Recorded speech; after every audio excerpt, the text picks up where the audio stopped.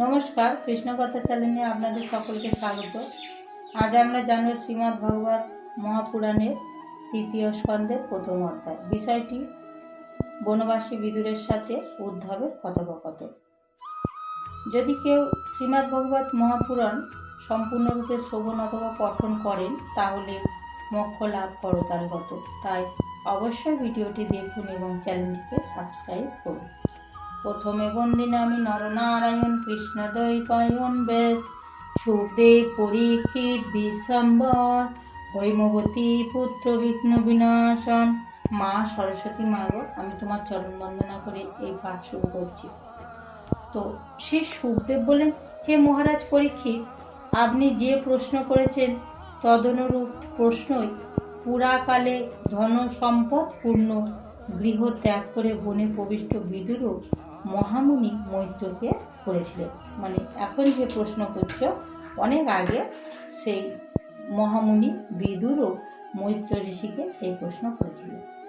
তো পাণ্ডবদের উপদেষ্টা সর্বেশ্বর ভগবান শ্রীকৃষ্ণ স্বয়ং তাদের দৌত কর্ম স্বীকার করে হস্তিনাপুরে দুর্যোধনের কাছে গিয়েছিলেন এবং তার অতিথ্য প্রত্যাখ্যান করে নিজ গৃহ মনে করে অনাহতভাবে মহামতি বিদুরের এই গৃহে প্রবেশ করেছিলেন। কি বলছে? পাণ্ডবদের উপদেষ্টা সর্বেশ্বর, যিনি সব কিছু, সেই ভগবান স্বয়ং কী করেছিলেন? দৌত কর্ম মানে দূত হিসাবে গিয়ে হস্তিনাপুরে দুর্যোধন প্রচুর খাবার দাবার তৈরি করেছিল, কিন্তু সেটা খায়নি, সেটা প্রত্যাখ্যান করে কি করলে? যে মহামতি বিদুর তিনি ভগবানকে নিমন্ত্রণ করেননি, তাই বলছে অনাহতের মতো নিজের মনে করে সেখানে প্রবেশ করেছিল। তো রাজা পরীক্ষিত বললেন, হে প্রভু, ভগবান মৈত্রী ঋষির কাছে মহামতি বিদুরের কোথায় এবং কখন সাক্ষাৎ হয়েছিল? এটা জিজ্ঞেস করি যে মৈত্রী মুনিজির কাছে যে এত প্রশ্ন করলেন, তো কোথায় এবং কখন সাক্ষাৎ হয়েছিল তা আমাদের কাছে বর্ণনা করুন। তো নির্মল হৃদয় বিদুর মহামুনি মৈত্রীর কাছে কোনো সাধারণ প্রশ্ন তো করেননি, কারণ সাধু শিরোমণি মৈত্রী ঋষি সেই প্রশ্নটিকে সাধুবাদের দ্বারা অভিনন্দন করে তার উৎকর্ষ জ্ঞাপন করেছিল। যে প্রশ্ন বিদুর করেছিলেন মৈত্রী ঋষির কাছে, তিনি সাধুবাদ বলেছিলেন। তার অতবার একটা ঋষি যদি সাধুবাদ দেয়, যে এত ভালো প্রশ্ন আখ্যা দেয়, তাহলে কোনো সাধারণ প্রশ্ন নয়। তো সুতরাং নিশ্চিতভাবে সেই প্রশ্নের অনেক অসামান্য বিষয় প্রকাশিত হয়ে থাকবে। তো সুত বলেন, সর্বজ্ঞ শ্রী সুখদেব রাজা পরীক্ষিত কর্তৃত এইভাবে জিজ্ঞাসিত হওয়ায় আনন্দিত হয়ে বললেন, হে মহারাজ শ্রবণ করুন। সর্বজ্ঞ মানে এই যে সুত বললেন যে সর্বজ্ঞ শ্রী সুখদেব রাজা পরীক্ষিত, শ্রী সুখদেব রাজা পরীক্ষিত কর্তৃত এই জিজ্ঞাসিত, মানে এবার পরীক্ষিত রাজা যে জিজ্ঞাসা করছেন শ্রী সুখদেব মহারাজ, তিনি সব কিছু জানেন, তাই সর্বজ্ঞ বলছেন। তো তিনিও খুব আনন্দিত হয়েছিলেন, হয়ে বলছেন, মহারাজ আপনি শ্রবণ করুন। তো শ্রী সুখদেব বলতে লাগলেন, হে মহারাজ, এ কাহিনী সেই সময় যখন অন্ধ রাজা ধৃতরাষ্ট্র অন্যায়ভাবে তার দুষ্ট পুত্র দুর্যোধনাদির প্রতি পক্ষপাতিত্ব করে নিজের ছোট ভাই পাণ্ডুর অসহায় পুত্রদের যদুগৃহে পুড়িয়ে মারার ব্যবস্থা করেছিল। তো বলছে সেই সময়ের কথা, সেই আগের কথা, মহাভারতের কথা। তো বলছে যে যদুগৃহে পুড়িয়ে মারার ব্যবস্থা করেছিলেন। তার পুত্রবধূ এবং মহারাজ যুধিষ্ঠিরের মহিষী দ্রৌপদীকে যখন রাজসভায় তার পুত্র দুঃশাসন কেশ আকর্ষণ করে নিয়ে আসে, তখন আঁখি জলে তার বক্ষস্থল প্লাবিত হয়, সেই অশ্রুধারায় স্তন্যলিপ্ত কুমকুমাদি ধুয়ে যাচ্ছে। সেই অবস্থাতেও ধৃতরাষ্ট্র নিজ পুত্রকে দুষ্কর্ম থেকে নিবৃত্তি করলেন না। দ্রৌপদীর চুল ধরে টেনে ভরা সবাই আনলেন, আর বক্ষস্থল ভেসে যাচ্ছে চোখের জলে, কিন্তু ওই রাজা কিন্তু তার ছেলেকে কোনো খারাপ কথা বললেন না, থামালেন না। তো দুর্যোধন সত্যনিষ্ঠ সদাশয় যুধিষ্ঠিরকে পাশা খেলায় অন্যায়ভাবে পরাজিত করে রাজত্ব অধিকার করে নিয়ে তাদের বনবাসে নির্বাসিত করেছিল।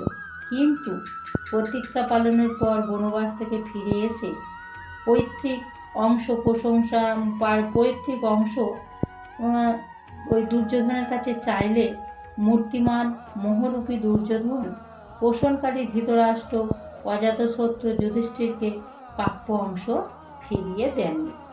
ফিরে আসলো বনবাস থেকে, তখন চাইলো কিন্তু উনি ফিরিয়ে দেয়নি যুধিষ্ঠিরকে।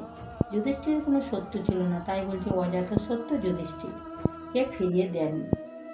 তো মহারাজ যুধিষ্ঠিরের অনুরোধে কৌরব সভায় এসে জগৎগুরু শ্রীকৃষ্ণ যেসব হিতকর সুমধুর বাক্য বলেছিলেন, ভীষ্ম প্রভৃতি সৎপুরুষদের কাছে সেসব অমৃততুল্য মঙ্গলময় বর্ষণ মনে হয়েছিল, কিন্তু ধৃতরাষ্ট্রের কাছে সেই অমৃত বাক্য বিন্দুমাত্র মর্যাদা পায়নি, কারণ ধৃতরাষ্ট্র তখন বিনষ্টপূর্ণ মহারাজ কিনা। ভগবান কত কি বলেছে, সবাই কাছে লাগলেও ওনার কাছে লাগলো না, কারণ উনি তখন নষ্ট হয়ে গেছে, খারাপ হয়ে গেছে।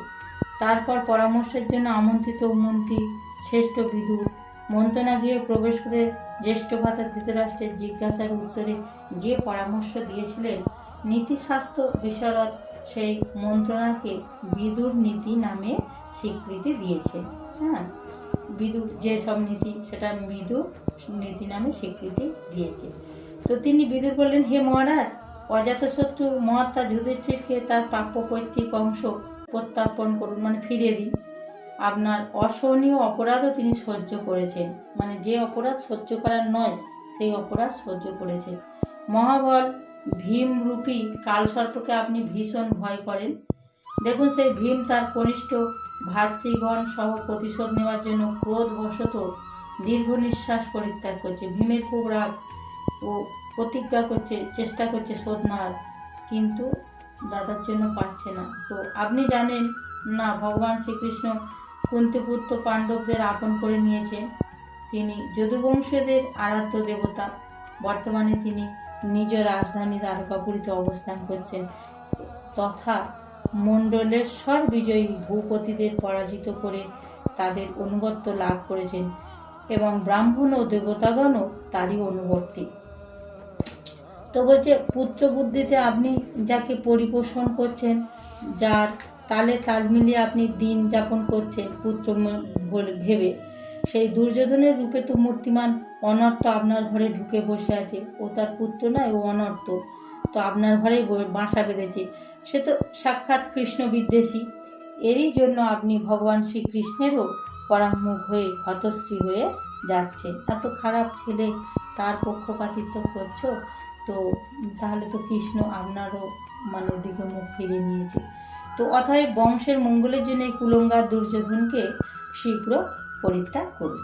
তো সর্জনাকাঙ্ক্ষিত চরিত্রবান বিদুর ধৃতরাষ্ট্রের কাছে এই কথা বলা মাত্রই কর্ণ, দুঃশাসন ও শকুনির সাথে প্রচণ্ড ক্রোধে দুর্যোধনের অধর কম্পিত হতে লাগলো, এবং সে বিদুরকে অপমান করে বলল, আরে অতি কুটিল এই দাসীপুত্রকে এখানে কে আনলো?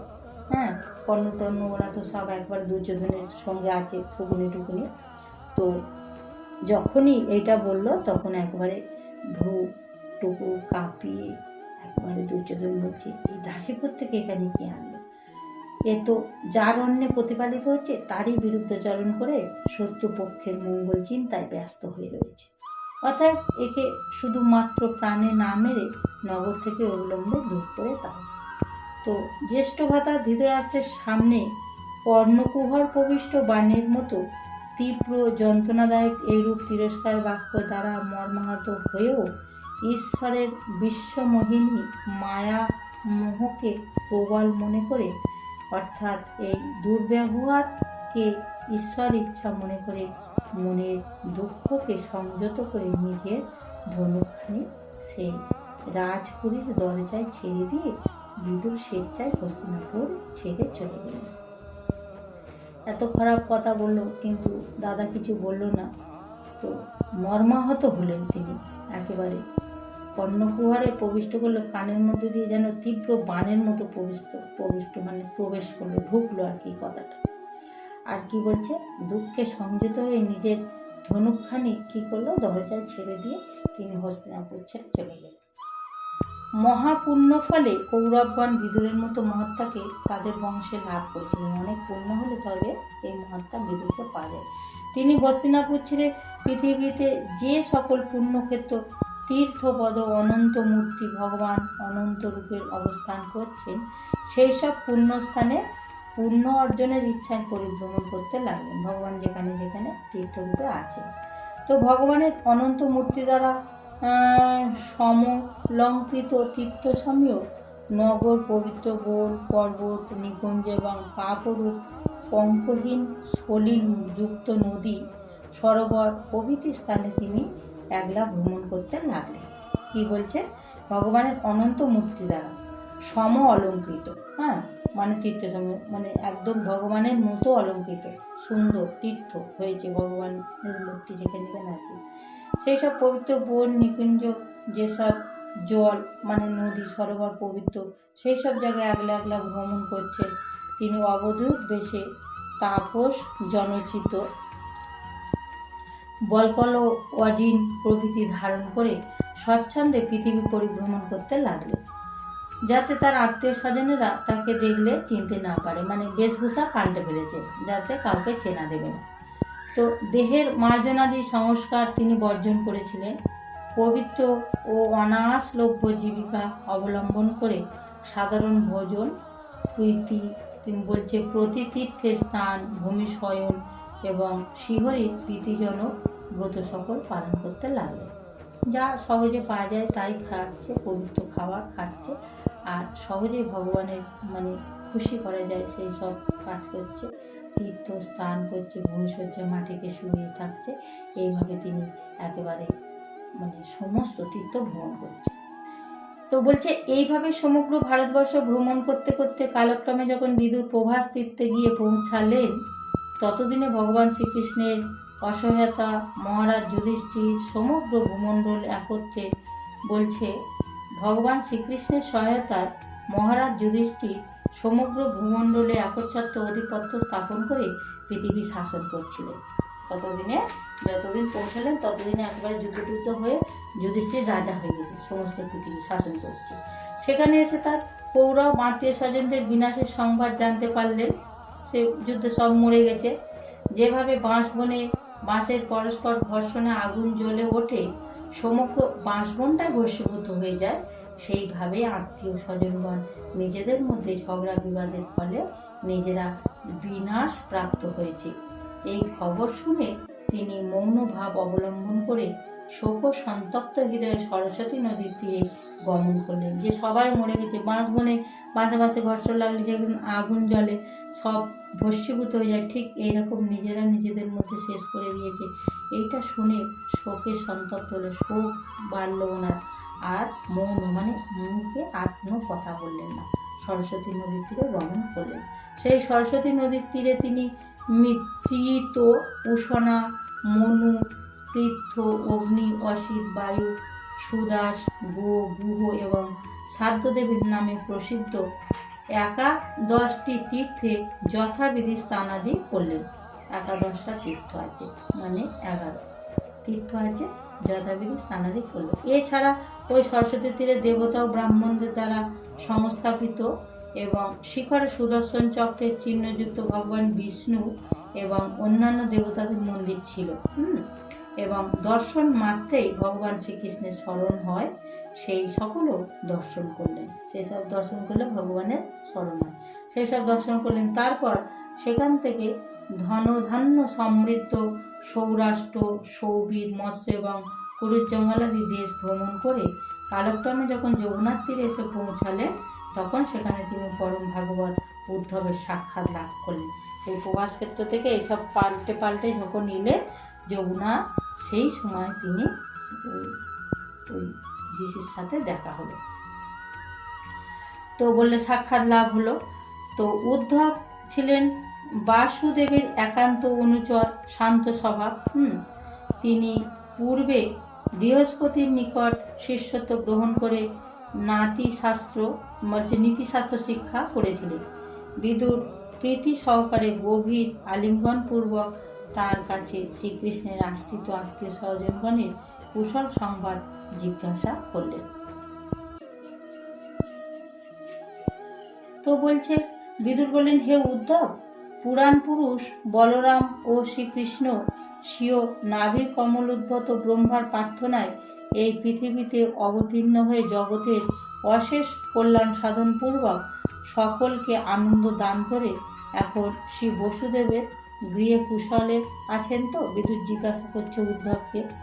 তো বলছে কুশলে আছেন তো?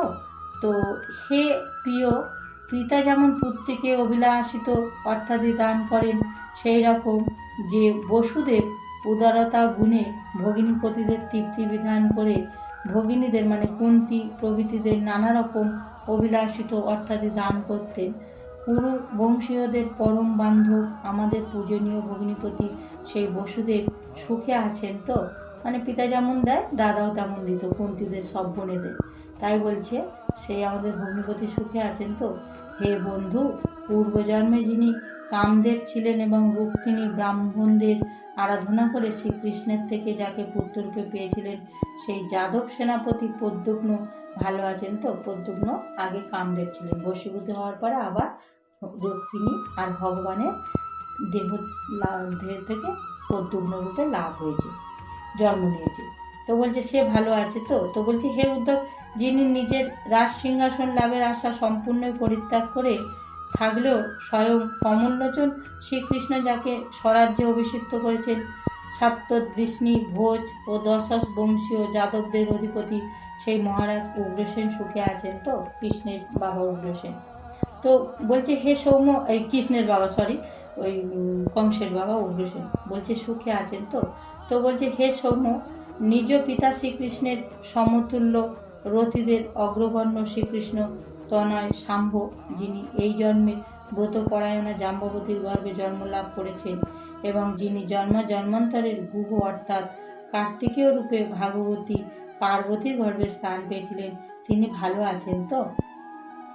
হে উদ্ধব, যিনি অর্জুনের কাছে ধনুর্বিদ্যার রহস্য শিক্ষা করেছেন এবং শ্রীকৃষ্ণের সেবা দ্বারাই অনায়াসে যোগী জনদুর্লভ ভাগবতী স্থিতি প্রাপ্ত হয়েছেন, সেই সাত্ত্বকী কুশলে আছেন তো? যিনি শ্রীকৃষ্ণ প্রেমে আত্মহারা হয়ে শ্রীকৃষ্ণের চরণচিহ্ন পথে ধুলোর উপর লুণ্ঠিত হয়েছিলেন, সেই জ্ঞানী ভগবদ আশ্রিত নিষ্পাপ ভক্ত সফলঙ্কতনায় অপুর মঙ্গলে আছেন তো? এগুলো সবাই যদুবংশের। তো সবার নাম ধরে এক এক করে জিজ্ঞাসা করছে। তো বলছে বেদত্রয় যেমন যজ্ঞ বিস্তার রূপ অর্থ ধারণ করেন, সেই রকম শ্রীকৃষ্ণকে যিনি নিজের গর্ভে ধারণ করেছিলেন, দেবমাতা অদিতির মতো বিষ্ণুজননী সেই ভোজরাজ দেবের নন্দিনী দেবকী কুশলে আছেন তো? যিনি আর কি বলছে, যিনি ভক্তগণের অভীষ্ট ফলদাতা, বেদরূপ শব্দ ব্রহ্মের প্রকাশক এবং অন্তঃকরণ চতুষ্টয়ের চতুর্থ অংশটির অধিষ্ঠাতা বলে শাস্ত্রে কথিত, সেই ভগবান অনিরুদ্ধ ভালো আছেন তো? ভগবান অনিরুদ্ধর কথা বলছি। চিত্ত, অহংকার, বুদ্ধি ও মন, অন্তঃকরণ এই চারটি অংশ, এদের অধিষ্ঠাতা যথাক্রমে বাসুদেব, সংকর্ষণ, প্রদ্যুম্ন, অনিরুদ্ধ। বাসুদেব ভগবানের বাসুদেব হয়ে ভগবান সকলার অন্তরে থাকে, অন্তর্যামী। তো ভগবান বাসুদেব সংকর্ষণ ওনার দাদা রূপে বিরাজ করছে, প্রদ্যুম্ন ছেলে, অনিরুদ্ধ নাতি, কিন্তু এক চার হয়ে বিরাজ করছে। তাই বলছে তা ভালো আছেন তো?